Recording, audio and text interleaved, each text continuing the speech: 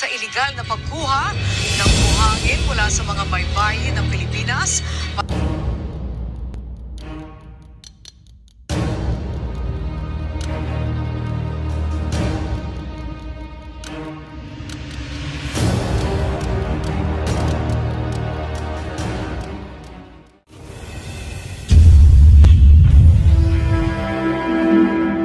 Magandang araw po at magandang gabi sa mga nakakapanood sa gabi at sa lahat po ng naabot ng video nito. Welcome po dito sa AMB o Avoy Mix Video. Ngayon meron po tayong video na ating bibigyan ng komento at ng ating reaction. No? Ito po ay isang balita, no? Sentro balita mula sa PTV Philippines. Ito ay ayon dito sa tungkol sa pagnanakaw, no? ng buhangin sa Pilipinas. Sino kayang gumagawa niya? So ito po ang balita. Tingnan po natin. Samantala po ay ginit na Malacanang na maaaring masampahan ng kaso ang mga mapapatunayang sangkot sa iligal na pagkuha ng buhangin mula sa mga baybayin ng Pilipinas para sa mga umano'y reclamation activity sa West Philippine Sea. So, reclamation activity sa West Philippine Sea. Sino bang gagawa niyan? Wala namang iba di ba? Sino bang kalaban natin sa West Philippine Sea? Wala namang iba. Kung hindi China po. China po ang mahilig gumawa ng isang reclamation, no? Ang Pilipinas po, wala pong masyadong aktibidad sa ganyan.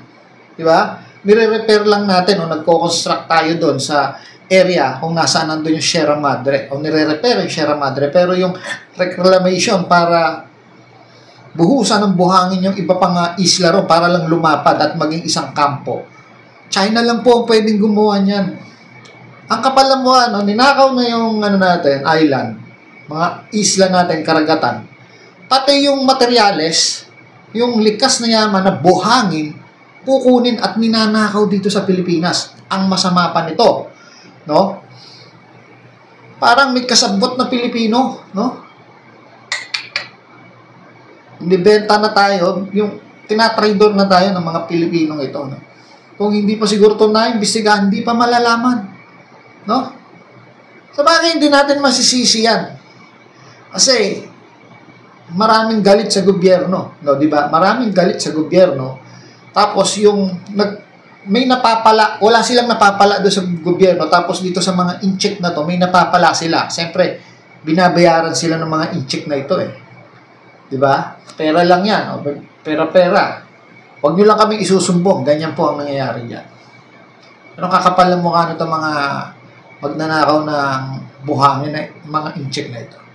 Ayon kay Palace Press Officer Undersecretary Claire Castro, pagtatambak ng buhangin sa WPS ay paglabag sa Republic Act 7942 o ang Philippine Mining Act of 1995, gayon din sa Republic Act 1204641 o ang Philippine Maritime Zones Act. Matatandaang una nang ipinag-utos ni Pangulong Ferdinand R. Marcos Jr. ang pagsasagawa ng masusing investigasyon hinggil sa umano'y dredging at reclamation activities sa loob ng karagatan sakop ng Pilipinas na unang ibinunyag ng National Intelligence Coordinating Agency o NICA na ginagamit umano sa mga reclamation project ng China sa WPS ang buhangin mula sa mga baybaying dagat ng Pilipinas.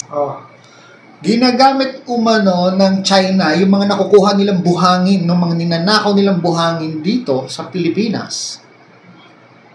Papunta doon para gawin nilang kampo nila. So, para tayong ginigisa sa sarili nating mantika. Nakakagigil itong balitang ito.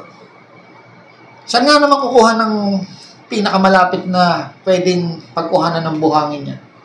Ba sa Pilipinas?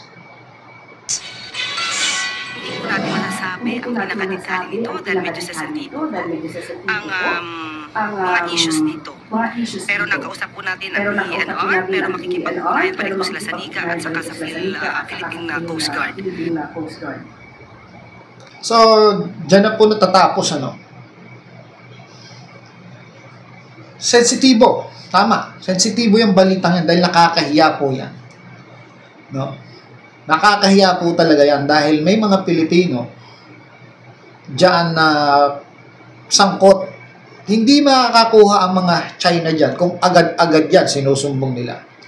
So, kumilos pa itong mga intelligent na ito. At umaabot pa sa mga investigasyon para lang mabuking yung mga ganyang gawain. Dahil may mga hindi nagsusumbong. At siguro, mayroon din ilan na nakonsensya at nagsumbong at biniberipika ngayon yan. So, nakakainis lang, kinuha na yung isla mo, kinuha na yung mga karagatan mo, mga likas na yaman, pati ba naman yung mga buhangin, no? Nakakapasok sila rito, ibig sabihin, mga baybayin ng karagatan ng Pilipinas. Dapat talaga, pagka Chinese citizen o Chinese yung nandoon, iba yung dapat na maging trato ng pamahalaan natin. Dapat magkaroon na ng isang malaking pagdududa at paghihigpit. No? Ganun talaga eh. Kasi, kung hindi magnanakaw ng buhangin, magnanakaw ng impormasyon, yung mga espiya.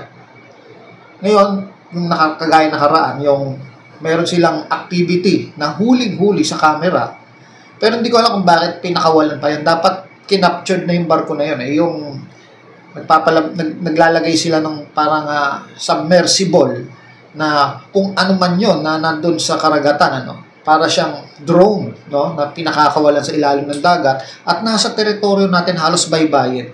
Nakikita na ng Coast Guard, eh hindi pa sinamsam. Dapat, kung hindi kaya ng Coast Guard, tumawag sila ng Navy, no, para hatakin yung barko na yun. Illegal kasi yun. Ang problema ng bansa natin, hanggang report at di naman siguro mauwi sa gera kung i-capture nila yung barko na yun o kumpiskahin nila. Kasi nasa teritoryo natin at wala silang permit. As long walang permit, pwede mo naman kunin na yung isang bagay. Diba? Sana ganun ang ginawa ng gobyerno natin. Nung nakita yung bagay na yon, no, yung submersible na yon na aktibidades. So, pero ang ginawa, binidyohan, tapos pinakawalan lang. So, maraming bagay talaga, mga nakakainis. No? Bakit hindi ko maintindihan kung bakit ganon. No? Parang, pagdating sa West Philippine Sea, sa China, wala tayong pangil. Gayong binibigay naman ng Amerika yung kanilang suporta sa atin. Para sa akin, nakakadismaya po. Yun po ang aking reaksyon. No? Nakakadismaya. At yung dito, nakakadismaya rin yung kapwa natin Pilipino. Although hindi nga natin masisisi dahil gutom. At wala silang napapala sa gobyerno natin. At sa ibang bansa sa China, doon sila nakakakuha ng pala. No, yung binabayaran siguro sila para hindi magsumbong. Kaya nangyayari ito. So may problema talaga tayo dito sa system natin. Sistema ng gobyerno, pamamalakad. At sinabayan pa ng mga problema natin sa mananakop na bansang ito, sa China. Akin lang, gusto ko talaga mahinto na yung mga ganyan. Kung may mga aksyon na dapat gawin na lang. No? Hilahin ang barko, kunin yung barko. Arestuhin. Di naman siguro hahantong sa gera kung aarestuhin natin yung mga nahuhuling mga illegal na aktibidades. Diba? Pag naitaboy, arestuhin na lang para madala. So hanggang dito na lang po. Ito po ang Aboy Mix Videos. Hanggang sa muli.